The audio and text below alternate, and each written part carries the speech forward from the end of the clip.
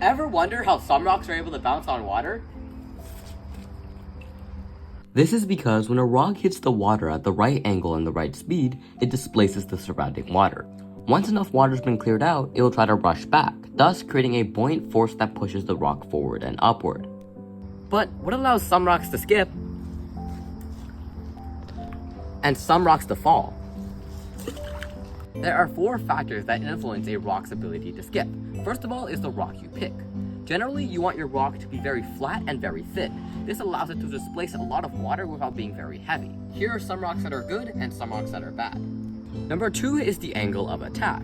You want your rock to be at about 10 to 15 degrees. This is so that when it hits the water, it can bounce off more easily. You also want the rock to hit the water horizontally rather than vertically, and this usually means when you're throwing, you want to get very low and throw it outwards. Now, to ensure that the rock stays stable and flat, you want to give it a little spin. This means that when you're holding it, you want to hold it kind of like this, so upon your release, you can flick it back, and it'll start spinning. Now, the 4th and final factor is your throw. Like established earlier, you want to get very low, and when you throw the rock, you want to throw it parallel to the water. If you throw it upwards, eventually it's going to fall down and hit the water vertically, and if you throw it downwards, it's just going to go straight into the water. Next, when you're throwing it, remember, when you release it, you want to give it a little bit of spin, so I usually just give it a little flick. And if you combine all the factors and get it right, you can do this.